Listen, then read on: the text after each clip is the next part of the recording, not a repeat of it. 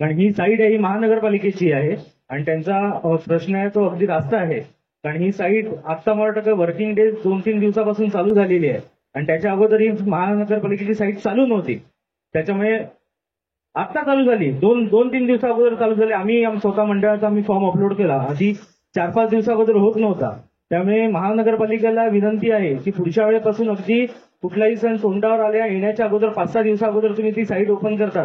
त्याच्यामुळे फक्त महानगरपालिकेची नाही, त्याच्यानंतर मग पोलीस प्रशासन झालं, वाहतूक नियंत्रण शाखा झालं, एमएससीबी झालं, फायर ब्रिगेड झालं, अशा प्रत्येक एनओसी आम्हाला मिळाल्यानंतर मग तुमची महानगरपालिकेची फायनल एनओसी मिळते. त्यामुळे अगदी नवरात्र 3 तारखेला आहे आणि तुम्ही 5 दिवसा अगोदर ती साईट ओपन करतील असं करू नका. कारण बाकीच्या मला वाटतं सगळ्याच मंडळाला त्रास असेल. त्यामुळे कृपया करून तुम्ही लवकर हे करा. आणि मला वाटतं ह्याचे या साईटचे मेन उपायुक्त मला वाटतं भोमकर साहेब आहेत आणि भोमकर साहेबांनी एक नंबर दिलेला आहे, तो मी तुम्हाला देतो. तुम्ही सर्व मंडळांना द्या तो नंबर. कुठल्याही मंडळांना त्या साईट म्हणजे वर फॉर्म भरताना काही अडचण असेल तर त्या नंबरवर मला वाटतं प्रत्येक मंडळाने संपर्क साधा, म्हणजे तुमचा जे टेक्निकल इश्यू असेल त्या क्लिअर होतील.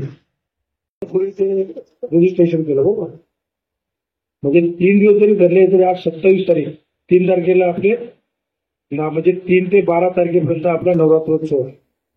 म्हणजे तसं पाहायला गेलं तर 27-24 म्हणजे तरी 8-9 दिवस आपल्याला मिळालेले आहे.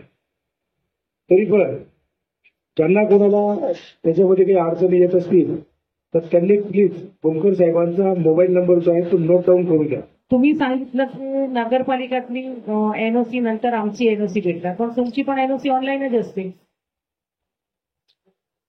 पोलिसांची. आम्हाला तुम्ही प्रॉपर माहिती द्या साहेब. तुम्ही नगरपालिकातले, आम्ही पण नगरपालिकेत, तुम्ही प्रॉपर माहिती द्या आणि त्याच्यानंतर सर पण प्रॉपर माहिती द्या. याच्यामध्ये कसं आहे कोणाला काहीच माहिती नाही, त्याच्यापेक्षा ऑफलाईन फॉर्म भरला ते जास्त परवडेल. पोलिसांची पण साईड उघडत नाही, त्यांची पण साईड मध्ये एनओसी घेतला नाही. तुम्ही बोलतात ना पोलिसांना जी येते ती महानगरपालिकेकडून आमची फक्त एनओसी असते आणि सरकार एनओसी साठी पण सर ऑनलाईन सगळं करायला लागतो. नाही, तुम्हाला काहीच करायची गरज नाही. आम्ही ते कोऑर्डिनेशन करतो महानगरपालिकेशी. महानगर माहितच नाही घेतली. तुम्ही जी प्रॉपर माहिती आहे भोमकर सरलाच बोलवायला पाहिजे की ती सगळ्यांना व्यवस्थित माहिती देईल ना. आता तुम्ही भोमकर सरचा नंबर देतात आणि त्याने फोन नाही उचलला तर आम्हाला परमिशन नाही भेटणार, तर त्याच्या काय तुम्ही सगळं बोला ना. प्रॉपर अधिकारीनं बोलवलं नाहीये, मिटिंग नसली घेतली, बोलव प्रॉपर अधिकारीने आणि परत मिटिंग ठेवा, बरोबर. आता तुम्हाला परमिशन नाही भेटणार, ते लोक येऊन उभं राहणार आणि आपल्याला दंड मारणार, हे करणार. कोणी बोलणार? चला सगळं बोलवा देणार आणि नंतर मिटिंग ठेवा. साहेब मी काय बोलतोय, इकडे बघा आता चर्चगेटवरून माणूस येणार कामावरनं, तो विरारमध्ये कितीला पोहोचणार तुम्ही सांगा मला. तुम्हाला जर ऐकून घ्या माझा विषय पहिला ऐकून घ्या. आता तो 10, 10:30, 11 वाजता पोहोचणार विरारमध्ये आणि हा कार्यक्रम सगळा आपल्या लहान मुलांच्यासाठी आपण करतोय, मोठ्या माणसांच्यासाठी नाही, लहान मुलांचं सगळं करण्यासाठी करतोय. लेडीज लोक, लहान मुलं आपली सगळ्यांच्यासाठी आपण करतोय.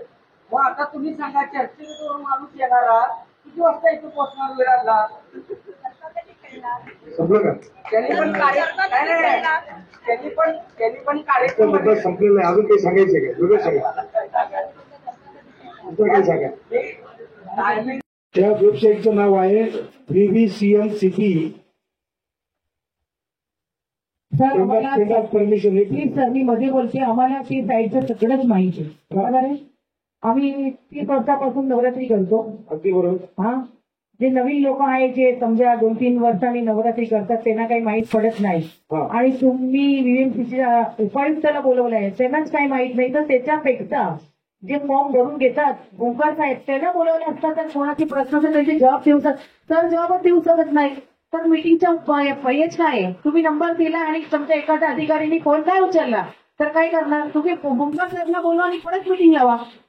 कारण की भरपूर लोकांच्या हे आहे ऑनलाईन, कोणाला सर जमत नाही, सगळे शिकलेले नसतात. आणि सर एवढे पावसाळ्यामध्ये एवढे लोक आले त्याचा काहीच उपयोग नाही. तर VMCC का एक अधिकारी काहीच जबाब देऊ शकत नाही. तर ते मिटिंग कॅन्सलच करा आणि दुसरी वेळ ठेवा, नाही तर ऑफलाईन तुम्ही फॉर्म काढा. सगळ्यांची सगळ्यांनी केल्याने सगळं चला आणि तर भोमकर सरला बोलवणार, आपण परत येऊ. आणि ऑफलाईन फॉर्म काढा.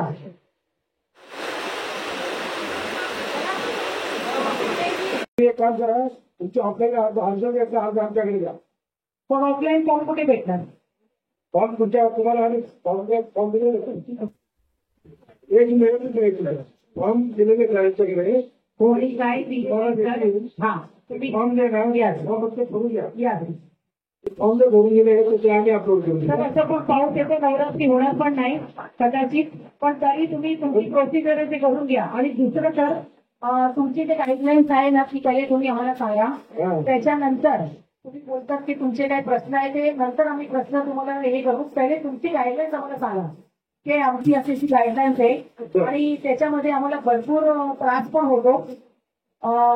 ते काही त्रास होतो ते नंतर आम्ही बोलू, पण तुम्ही पहिले तुमची गाईडलाईन्स आम्हाला दाखवा ते कशी काय आहे ते. आता गणपती उत्सव गेल्या गणपती उत्सवच्या दाखले सर्वांनी अशा प्रकारचे फॉर्म महानगरपालिकेच्या वेबसाईटवर अपलोड केले. ते अपलोड केल्यानंतर आम्हाला आमची एनओसी घेतात, एमएससीबीची घेतात, ट्रॅफिकची घेतात आणि ते सर्व ऑनलाईन घेतात.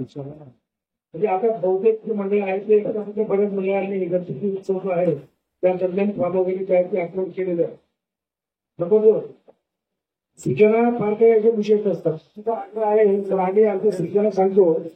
जनरली काय पद्धत असते की पहिले आपल्याकडून आल्यानंतर मग आम्ही त्याच्यावर सगळं व्यवस्थित सांगत असतो. नोटीस भेटणार नाही तर आम्हाला फायदाच नाही ना बोलून काय. मला एक सांगा ताई, ज्यांची एनओसी नव्हती त्यांनी गणपती बसवले, तर तुम्हाला चालणार असेल तर आम्ही पण नको घेऊ, बसून देऊ. चला तुम्ही परमिशन द्या आणि तुमच्या चालूचा असतो. आणि त्याच्यामध्ये जर आमची काही चुकी झाली तर तुमच्याकडून आम्हाला एनओसी भेटत नाही, त्याच्या पुढे आम्हाला दुसरे लोक पण नाही देत, बरोबर.